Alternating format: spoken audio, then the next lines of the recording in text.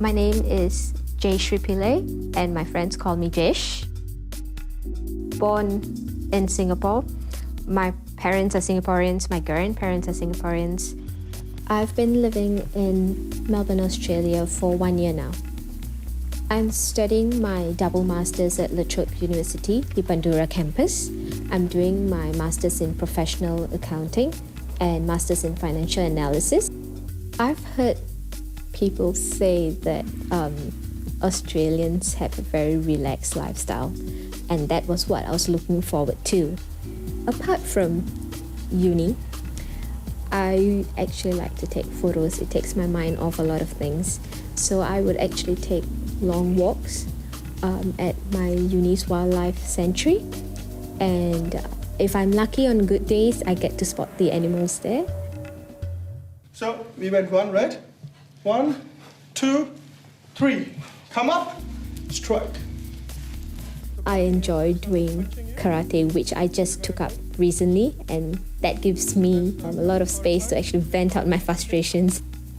Compared to how I was a year back, I would say that I've learned to be more sensitive, more tolerant, more giving. I've learned cooking as well, very important. I've learned to be, I would say, even more confident. So coming here has pushed me out of my comfort zone, and I'm glad I did it. Hi guys.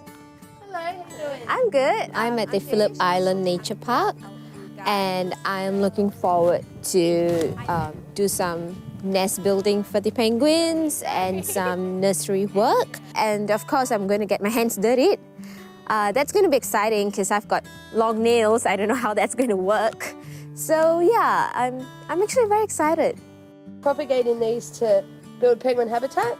Oh, okay. These are all penguin-friendly plants that we put throughout their colony. Okay. So they can live under them quite happily. My mom is an animal lover, so I've got that from her. She has always exposed myself and my brother to animals from a very young age, and I used to volunteer at the Singapore Zoo, so I always wanted to be a vet.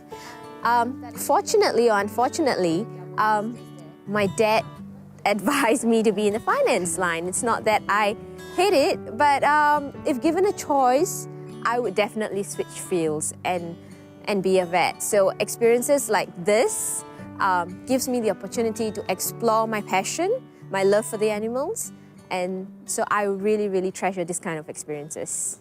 So this penguin here is a taxiderm penguin, so it was once alive, but unfortunately from a sad story or natural means, it actually has died, and we have got it taxidermed.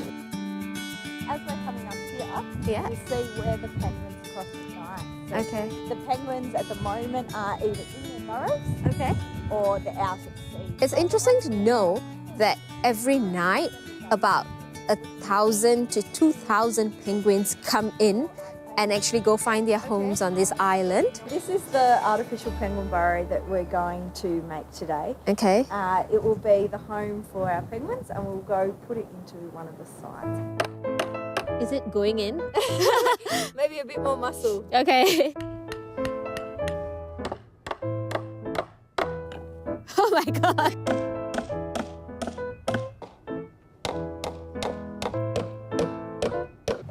Well done. Woo.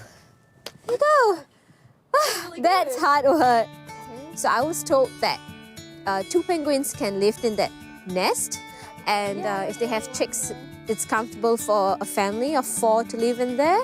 So that's my part of giving to the penguins. Instead of donating money, doing something like this actually allows a penguin to have a home, safe from all the predators.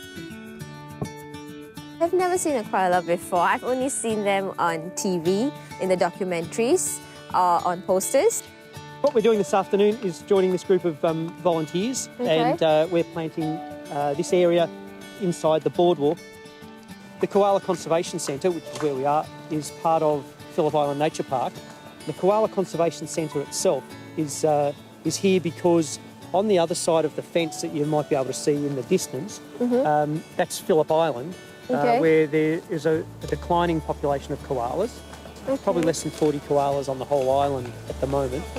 Outside of those at the Koala Conservation Centre, and our population is about 35 at the moment. So in this small area of the park, because we've got that fence around our habitat, we can create safe habitat for the koalas. On the other side, life's much tougher for them. I've got a question.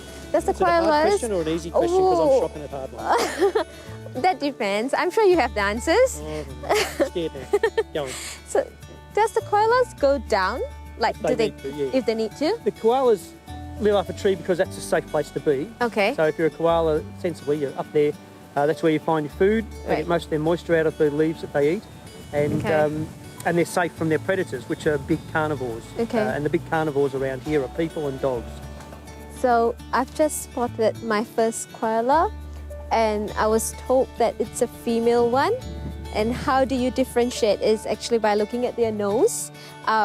The male ones have a sharper nose, and this one's nose is not that sharp, so I presume it's a female. You can keep asking questions, because once you stop, we've got to go down and work. Okay, so I guess let's get going. Oh, okay. Righto, let's work. I've learned that apart from the city life that I've seen in Melbourne, there's the very quiet, I wouldn't say countryside, but the other side of the Australian life would be what I experienced today. Easy as that. Like most volunteers we have here, Jaysh has got onto the job pretty readily, and that's because she wanted to be here. And hopefully what she takes away from it is what we take away every day, and that's making a small difference.